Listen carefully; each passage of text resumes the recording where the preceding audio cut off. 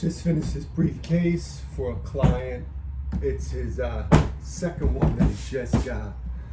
If you're following me, you'll see I made him another one. Before this was a black Habermas, 2-section. He wanted one. This one he wanted in a big 1 section. It's a 3-inch 1 section, and he wanted the latches, and he wanted it made in this beautiful London tan English bridle leather. This leather, it starts off yellow. You could see it in the sunlight. It's yellowish, but when this thing ages and patinas and fades, this thing fades like an old pair of jeans. Just the oils in your hands as you're touching it. The handle is eventually just gonna fade. It'll fade to a nice tan, almost like I don't have anything. Almost like a natural tan, maybe something along this line. This is new, so this sort of natural tan also fades as well. But I could see it fading like that. You could see just the discoloration on this leather. Now this is not bridal leather. This is just natural veg tan. It doesn't have the waxes or anything like that. But they both fade the same because they're vegetable tan. So you could see this has just been in the shop. This hasn't even been outside, hardly been held by the hands and the oils, because that's really what does the fading for leather. It's oil. And the way it oxidizes, it's the air, the sun, all that stuff. So you could just see the way this changes. This takes a whole lot longer to change because of all the waxes and just the way they process this type of leather. But it does change. It does not stay yellowish like this. I think it's a cool color, especially when you have the black highlights on the edges when they're painted. I think it's great, but it, like I said, it does not change. It does fade, and it fades beautifully. It fades really nice. As all good vegetable tan leather fades nice. So that's enough on that. This style, it's a 16 by 12. It's got a back newspaper pocket. It hasn't even been polished, so if I polish this, you'll get a really nice shine in the beginning on this leather. It's just the beauty of this leather. It comes from the Sedgwick tannery in England, and very few tanneries in the world make English bridle leather. And especially good English bridle leather. You could see like the difference. Like this comes from the Wicked and Craig, and it's considered English bridle leather as well.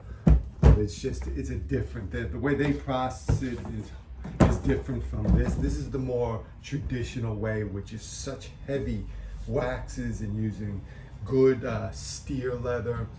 It's just it's insane. It's beautiful. So this is all hand stitched. It's got my signature latches on it. Double.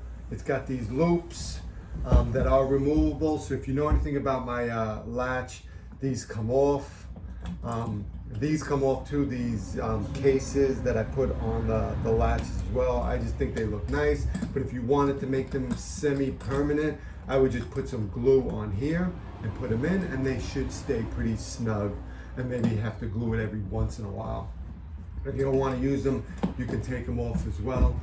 They work just as well. So these loops are removable. They're attached with a chain. These are optional to use as well. You don't need to use them.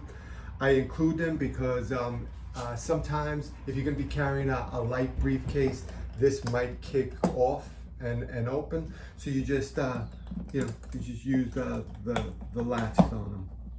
I think this is the best method. Sometimes I would snap them across. I stay away from doing that. I've been doing this for a decade with briefcases. It seems to be the best option, the longest lasting. It's not intrusive. You could take it off. And if you are carrying a lot of crap in your briefcase, you don't even need these, because just the weight pushing down on the latch just makes the grip stronger, and also the thicker the leather. So the thicker the leather, the less likely this is going to kick off. But either way, you if it does rattle off, and rattle off I mean like here, I'm not even using it because this is thick leather. It's not even moving. You could see it. But maybe when it softens up in years from now, it might just come off like that. That's why you have these loops. So I call these the Marcellino latches. If you don't know anything about them, I've been putting them on briefcases for lawyers for over a decade now. They work great. They're easy. They're strong. There's nothing stronger other than a buckle, and it's just much easier to get in and out of. So if you're a lawyer, especially a trial lawyer, and you're in and out of the thing, you would appreciate the ease and access of this latch design, and the whole thing, and the briefcase as well. Thick leather, it's built like a tank. So if you're constantly using these briefcases and they're breaking down on you, you want to stick with minimal parts that break down, and a buckle or this latch is minimal. The locks are great, and they are strong, especially my high-end ones, but of course they're not as strong as a simple latch or a buckle. The buckle is the best, but it's the most pain in the ass to use as well, because it's a buckle, getting in and out of it.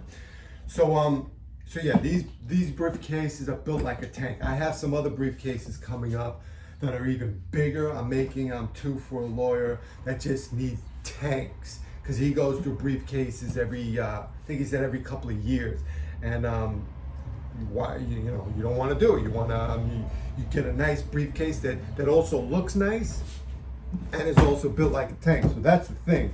You could get a tank of a briefcase that looks like shit, and if you're a lawyer, you want to bring it around somewhere, or a doctor, and you want it to look nice, especially if you're in a suit.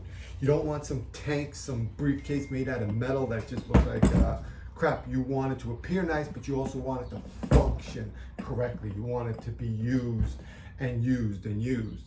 So yeah, so when that's the case, these are all hand stitched and used with thick leather, and there's no other case other than a metal or concrete case you're going to get that's built as tough as these guys. So one section, see inside, unlined, beauty about English bridal leather.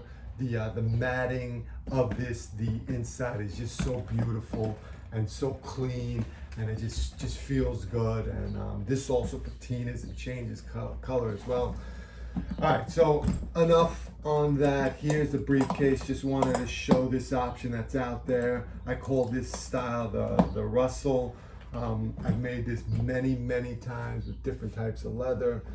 All right, so this came off. I'm not going to put it in. So that's it, the Russel.